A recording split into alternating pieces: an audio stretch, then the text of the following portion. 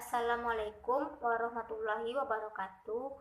Baiklah, saya Khairatun Nisa, NIM 20031013 akan melakukan praktikum dari film Moluska, yaitu saya mengambil spesies Anadara sp atau biasa kita kenal dengan kerang. Filum moluska. Moluska adalah kelompok hewan yang sifatnya tripoblastik, slomata, dan invertebrata yang bertubuh lunak dan multiselular. Istilah moluska berasal dari bahasa Yunani dari kata molluscus yang berarti lunak. Moluska termasuk dalam hewan yang lunak, baik yang dengan cangkang ataupun tanpa cangkang, seperti dari berbagai jenis kerang-kerangan, siput, kiton, dan cumi-cumi serta kerabatannya. Moluska merupakan filum yang terbesar kedua dari kerajaan binatang Animalia, sesudah filum Arthropoda.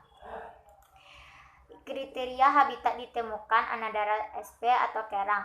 Kriteria habitatnya di dekat pantai dan juga di kedalaman laut. Di sini saya mengambil gambar kerang. Ini spesiesnya, ini gambarnya. Lalu ciri morfologinya yaitu semua kerang-kerangan memiliki sepasang cangkang, disebut juga cangkok atau katup, yang biasanya simetri cermin yang terhubung dengan suatu ligamen jaringan ikat. Pada kebanyakan kerang terdapat dua otot aduktor yang mengatur buka tutupnya cangkang. Kerang tidak memiliki kepala juga otak dan hanya simping yang memiliki mata. Organ yang dimiliki adalah ginjal, jantung, mulut, dan anus. Kerang dapat bergerak dengan kaki berupa semacam organ pipih yang dikeluarkan dari cangkang sewaktu-waktu atau dengan membuka tutup cangkang secara mengejut. Sistem sirkulasinya terbuka, berarti tidak memiliki pembuluh darah. Pasokan oksigen berasal dari darah yang sangat cair, yang kaya nutrisi dan oksigen yang menyelubungi organ-organnya. Makanan kerang adalah plankton dengan cara menyaring. Kerang sendiri merupakan mangsa bagi cumi-cumi dan hiu. Semua kerang adalah jantan ketika muda. Beberapa akan menjadi betina seiring dengan kedewasaan. Klasifikasi. Kingdomnya yaitu dari hewan, filum Mollusca, subfilum Invertebrata, kelas Bivalvia, order Phaneroida, superkeluarga Cardioidea, keluarga Cardidae, spesies Anadara sp. Struktur tubuh.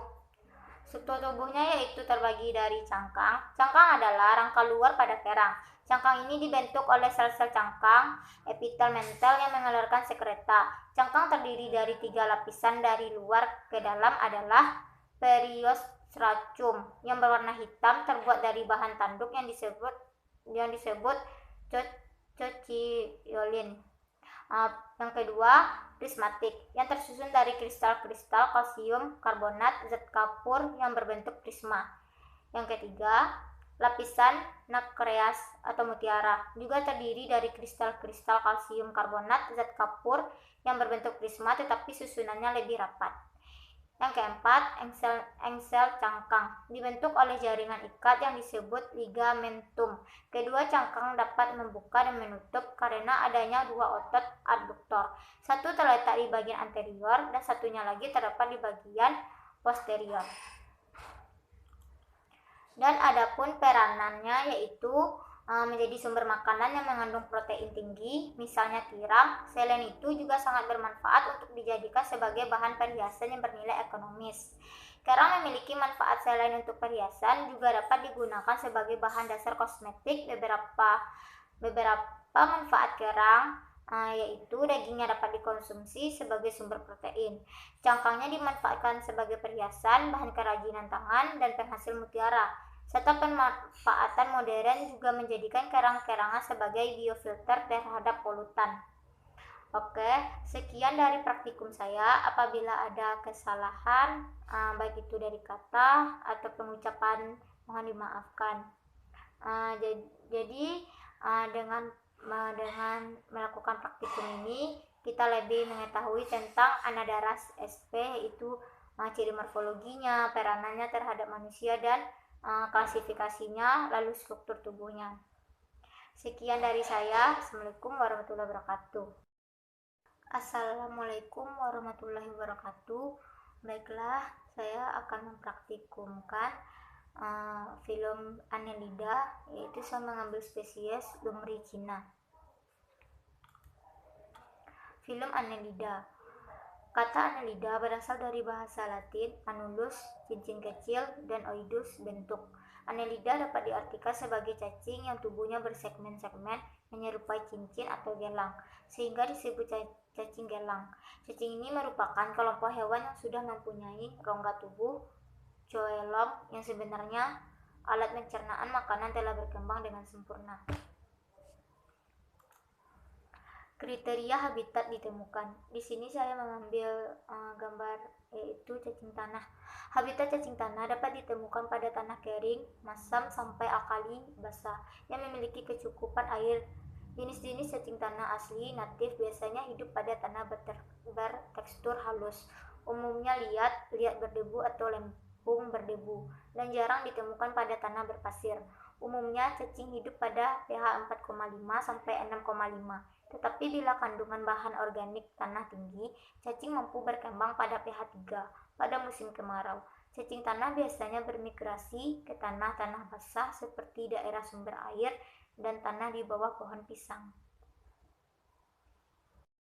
Baiklah, di sini saya mengambil cacing tanah atau biasa nama latinnya lumricina, yaitu ciri-ciri morfologi pada film Annelida ini, yaitu cacing tanah ini memiliki tubuh yang lunak dan tak mempunyai tulang belakang, mempunyai tubuhnya memanjang dengan panjang sekitar 1 mm hingga mencapai 3 meter, bentuk tubuhnya simetri bilateral, tubuhnya bersegmen dan menyerupai dengan cincin, memiliki segmen pada bagian luar hingga dalam tubuhnya. Lalu, pemisah segmen pada tubuh cacing disebut septa, memiliki otot melingkar yang memanjang yang digunakan sebagai alat gerak, tidak memiliki mata namun memiliki indera penciuman dan peraba yang sangat sensitif.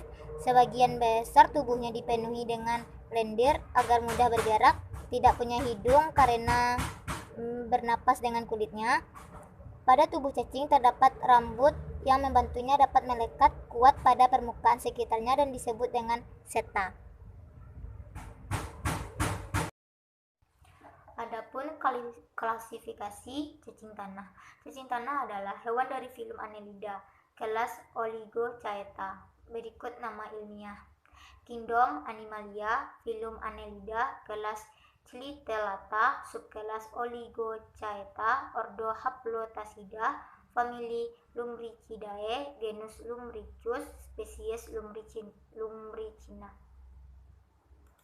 Dan adapun peranan, yang pertama sebagai penghasil pupuk organik, yang kedua sebagai pendaur ulang limbah, yang ketiga sebagai bahan baku pakan ternak dan ikan, yang keempat sebagai umpan memancing, dan yang kelima sebagai pakanan burung.